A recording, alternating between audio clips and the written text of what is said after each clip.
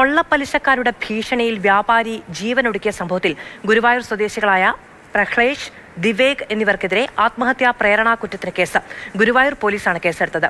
മുസ്തഫയുടെ ആത്മഹത്യാക്കുറിപ്പിൽ ഇരുവരെക്കുറിച്ചും പരാമർശമുണ്ടായിരുന്നു. അതേസമയം കൊള്ളപ്പലിശക്കാരനായ പ്രഹ്ലേഷ് പണം വാങ്ങി മറ്റ് ആളുകളെ ഭീഷണിപ്പെടുത്തുന്നതിന്റെ ശബ്ദ സന്ദേശവും പുറത്തുവന്നു.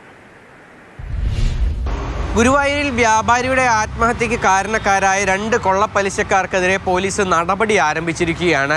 കഴിഞ്ഞ ദിവസം മാതൃഭൂമി ന്യൂസ് വാർത്ത വന്നതോടുകൂടി പോലീസ് ഈ 2 കൊള്ളപ്പലിശക്കാർക്കെതിരെയും ആത്മഹത്യാ പ്രേരണാ കുറ്റത്തിന് കേസെടുത്തിരിക്കുകയാണ്.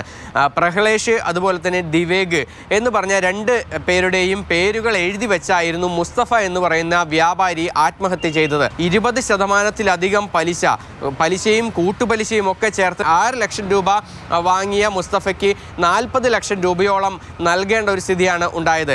അതിനിടയിലാണ് ഈ പലിശക്കാരനായ പ്രഹ്ലേഷ് കൂടുതൽ ആളുകളെയും സമാനമായ രീതിയിൽ വലിയ തോതിൽ ഭീഷണിപ്പെടുത്തുന്നതിൻ്റെ ശബ്ദ സന്ദേശത്തിൻ്റെ പകർപ്പ് മാതൃഭൂമി ന്യൂസിന് ലഭിക്കുകയും ചെയ്തു.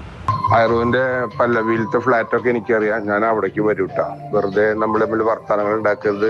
ഇതിപ്പോ പൈസ നിങ്ങൾ അടയ്ക്കണില്ലേ, അതിന്റെ വഴികൾ പറഞ്ഞോളെ. അടയ്ക്കില്ല, കുഴപ്പമില്ല. എനിക്ക് ഇപ്പോ അതിനൊക്കെ ചങ്കൂറ്റത്തിലും തന്റെ ഇടത്തിൽ തന്നെയാണ് ഞാൻ ഈ നിൽക്കണത്. ഈ കാശ് ഇത്രയും കൊടുക്കണത്, പലിശ മേടിക്കണതൊക്കെ. എന്തൊരു കഷ്ടങ്ങളെ കൊണ്ടൊക്കെ.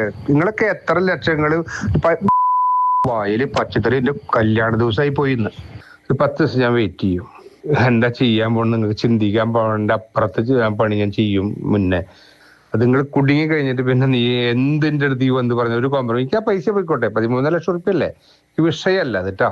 ഇയാൾ പണം നൽകുന്ന എല്ലാവരെയും വളരെയധികം ഭയപ്പെടുത്തുകയും ഭീഷണിപ്പെടുത്തുകയും ഒക്കെ തന്നെ ചെയ്യുന്നു. മാത്രമല്ല പല രീതിക്ക് സ്ത്രീകളെ ഉൾപ്പെടെ കേസിൽ കൊടുക്കുമെന്നുൾപ്പെടെയുള്ള ഭീഷണികളാണ് ഇയാൾ എല്ലാവരോടുമായി നൽകുന്നത്. എന്തായാലും കൊള്ളപ്പലിശക്കാർക്കെതിരെ നടപടിയില്ലാതെ ഇപ്പോഴും പുരോഗമിക്കുകയാണ്. അതായത് പലയിടങ്ങളിലും സമാനമായ രീതിയിൽ നടപടി ഇത്തരത്തിൽ കൊള്ളപ്പലിശ സംഘം പ്രവർത്തിക്കുന്നുണ്ട്. എന്നാൽ ഇവിടെ ഗുരുവായൂരിൽ എന്തായാലും 2 പേർക്കെതിരെ നടപടി പോലീസ് ആരംഭിച്ചിട്ടുണ്ട്. MS Lishoy, Mathrubhumi news, Thrissur.